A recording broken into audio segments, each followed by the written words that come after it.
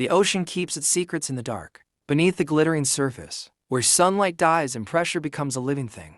Men and machines move like ghosts. When World War II began, the war on land drew headlines, battles, blitzkriegs, and marches that reshaped borders. But beneath the waves, a quieter and deadlier conflict had already begun. A war of steel and silence that would decide whether convoys lived or sank, whether entire nations starved or survived. Imagine the North Atlantic. In the winter of 1939, a single convoy, a slow, lumbering line of merchant ships, cuts through gray seas, steam stacking into the cold air. On deck, stokers feed the boilers, sailors check ropes, women and children huddle below. Food, fuel, weapons, everything a nation needs to fight, moves like blood across the ocean. And far below, waiting in the cold, are submerged hunters, U-boats, compact, lethal, and engineered for a single purpose, to turn the sea into a graveyard. The German U-boat was not the first submarine in history, but by 1939 it had become a perfected instrument of maritime terror.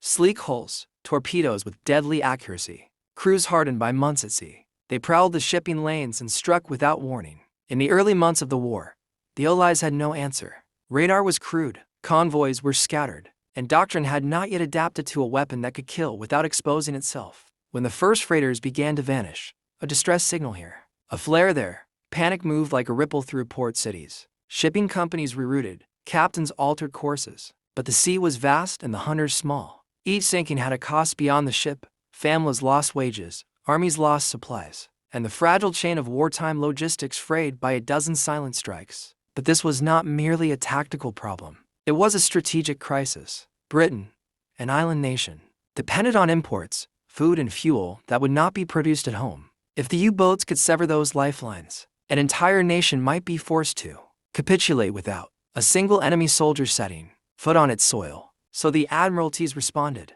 clumsily at first, with outdated doctrine and brave men learning in real time. Convoys were organized, escorts assigned, mines were laid, merchant ships were fitted with armaments and metal skins. Radios jumped with coded warnings and frantic pleas. The war below the waterline forced an evolution in thinking. Anti-submarine warfare was no longer a peripheral task. It became central. And yet, for every tactic the Allies devised, the U-boat commanders adapted. They changed hunting patterns, worked at night, used weather as cover, and perfected a terrifying art, the wolf pack. In the wolf pack, groups of submarines hunted together, coordinated, patient, waiting until a lone ship or a small convoy stumbled into their net. Then, as if a signal pierced the stillness, the pack would attack. By 1941, the Atlantic was no longer an open sea. It had become a battlefield of ghosts. Ships still sailed, but every voyage was a gamble. For the German Kriegsmarine, the U-boat was more than a weapon.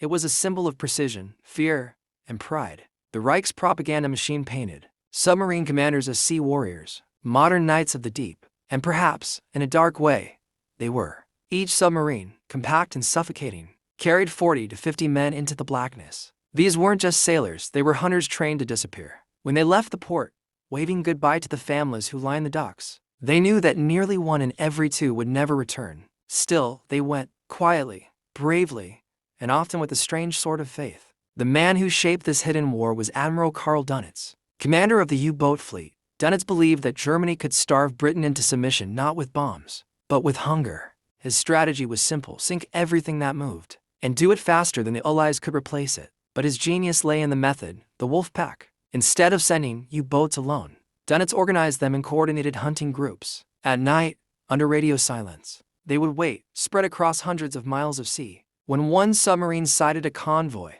it would shadow it silently, reporting the position back to headquarters. Within hours, other U-boats would close in.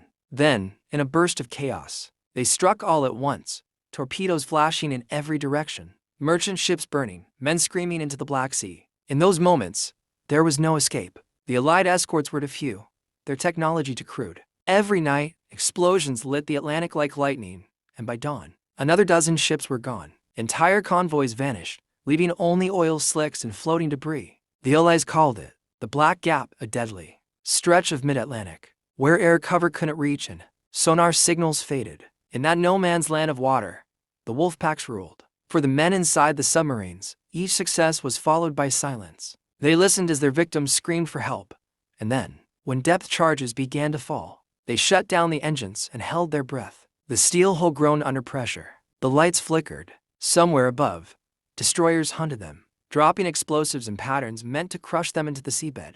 Inside the submarine, the air grew thick. Condensation dripped from the ceiling. Every man stared at the pressure gauge. They knew that one mistake, one leak, one fire, one wrong movement could turn the boat into a tomb. But the hunters rarely pitied the hunted. They believed they were serving destiny, that every ship they sank weakened an enemy trying to destroy their homeland. Dönitz called them the salt of the sea. The Reich awarded medals, printed stories, and showed smiling faces of captains who returned from patrols, those who didn't return. By the spring of 1943, the ocean had become a graveyard of steel and silence. Thousands of sailors, German, British, American, had vanished beneath the waves. The war in the Atlantic was no longer just a battle of torpedoes and ships. It had become a war of intelligence. Deep in the English countryside, at a quiet estate called Bletchley Park, a small group of men and women worked tirelessly behind locked doors. They weren't soldiers. They didn't carry rifles or wear medals, but their work would decide the fate of nations. These were the code breakers, mathematicians, linguists, and scientists, led by one man who rarely smiled, Alan Turing. Turing believed that the human mind could be replicated in a machine, a concept the world had never truly understood. And so, while bombs fell over London, Turing and his team built a mechanical brain, a device designed to crack the German Enigma code, the cipher that guided every U-boat movement, every convoy attack, every secret order. Each Enigma message used billions of possible letter combinations. The code changed daily. To most, it was unbreakable. But at Bletchley, obsession replaced fear. The clatter of Turing's machine, the bomb, echoed through the night as reels spun and wires sparked. Every new code broken meant hundreds of lives saved. Then one cold morning, a message decoded by Bletchley revealed something extraordinary. A U-boat formation preparing to strike a massive Allied convoy in the mid-Atlantic. For the first time, the hunters were known. The Royal Navy redirected destroyers and aircraft, setting a trap of their own. When the U-boat surfaced at dusk to attack, the sky exploded with flares. Depth charges rained down. Sonar pings filled the water. One after another, the submarines were torn apart. That night, the ocean belonged to no one, only to the dead. But in that chaos, something had changed forever. For the first time, the Allies could predict. They were no longer blind. With the help of code-breaking, radar, and the newly developed Lee light, a blinding spotlight mounted under aircraft, Allied planes began hunting U-boats even at night. Submarines that once ruled the waves suddenly found themselves exposed, vulnerable, and hunted. German crews, once confident, now whispered about the invisible eyes above them, planes appearing out of nowhere, destroyers arriving hours after they surfaced. Admiral Dönitz, once hailed as the architect of victory, grew desperate. He changed Enigma settings, demanded new tactics, even built snorkels to allow submarines to stay submerged longer. But it was too late. Every patrol became a death sentence. By mid-1943, the loss rate of U-boats had doubled, then tripled. Young recruits, barely trained, were being sent to sea knowing they had little chance of coming back. The average lifespan of a U-boat sailor had dropped to just 6 weeks. Still, they sailed. Still, they fought. And still, beneath the waves, when the echoes of battle faded across the Atlantic, what remained was silence. The kind of silence that only the dead could keep. The sea, once a roaring battlefield, now carried ghosts beneath its surface. Hundreds of ships, thousands of men, and decades of memories lay buried in the deep. For the Allied nations, victory in the Atlantic came at a staggering price. More than 36,000 sailors were lost. The Germans, too, paid heavily. Over 30,000 U-boat crewmen vanished, most without a trace. Each submarine was a coffin of steel, sealed by the crushing weight of the ocean. But for the survivors, the few who returned, life would never be the same again. Many could not sleep without hearing the hum of sonar or the muffled thud of depth charges in their dreams. Some refused to sail again, while others could not bear to live on land. The ocean had taken something from all of them, not just their comrades, but a part of their souls. In post-war Germany, the harbors that once buzzed with the pride of the U-boat fleet now stood empty. The flags were gone, the crews scattered, and the dreams of naval supremacy lay in ruins. Admiral Dönitz, who had once commanded with unshakable confidence, now sat in a courtroom, not at a command table. He defended his sailors' honor, but history had already written its verdict. Yet even as the war's dust settled, the lessons learned beneath the waves began shaping a new world. Engineers and scientists, who once built machines of war, turned their skills toward innovation, toward understanding how man and machine could coexist in the future.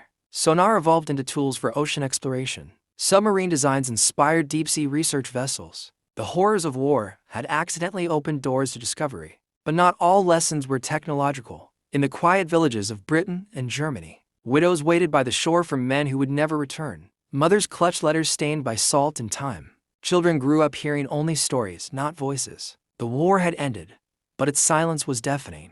Decades later, divers would descend into the cold black waters of the Atlantic, tracing the outlines of forgotten ships. They found plates still set on tables, boots lying neatly by bunks, and in one rusted control room, a journal, pages still legible, where a sailor had written his final words. "If this is to be my end, let it be quick. The sea takes us all, friend and foe alike." That discovery became a haunting reminder that in war, there are no true victors beneath the waves, only men who did what they believed was right, until the sea decided otherwise. As the Cold War began, the ocean once again became a stage not for open battle, but for shadow warfare. Submarines evolved from diesel-powered hunters to silent nuclear giants capable of ending civilization with a single command. The very technology that began with Enigma, codes, and periscopes, now held the power of annihilation.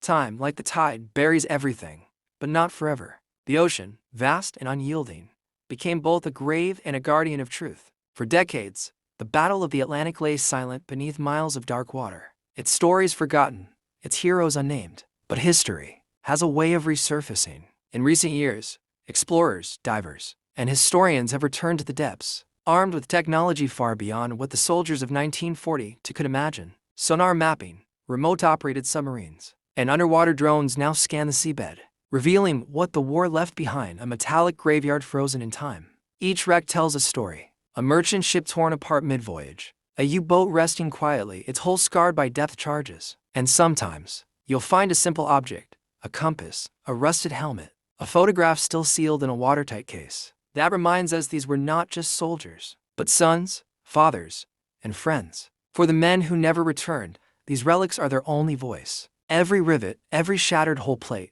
is a whisper from the past. Remember us, not for how we died, but for what we endured. In coastal museums across the world, from Liverpool to Hamburg, from Halifax to Normandy, curators now preserve these fragments of the sea. Children press their faces to the glass, staring at the very tools of survival used 8 decades ago. To them, it's history. To those who lived it, it was life or death. But the legacy of the Battle of the Atlantic isn't just about loss. It's about transformation. The same seas once filled with fire now carry trade, travel, and peace. Where destroyers once hunted submarines, now fishing boats glide quietly at sunrise. And where men once fought to control the ocean, humanity now works together to understand it. The lessons of that war, courage, sacrifice, innovation, became the foundation for modern naval science and communication. The radar systems once used to find enemies are now used to save lives at sea. Encrypted wartime messages evolved into the secure technologies that power our digital world today. Even the smallest details, the way sonar pulses echo across water, have led to breakthroughs in underwater research, marine conservation, and deep-sea exploration. In a strange way, the war's darkness gave birth to light. As we look back, we realize something powerful: history doesn't just belong to the past. It lives in us, through every lesson learned, every story retold, every name remembered. The men who sailed into the Atlantic's black waters knew they might never return. Yet they went, not for glory, not for recognition, but because they believed their sacrifice would protect something greater. And it did. Their courage shaped the modern world. Even now, when the ocean swells at dusk and the horizon burns red, one might imagine the faint outlines of those lost ships rising through the mist. A fleeting reminder that some stories never truly end.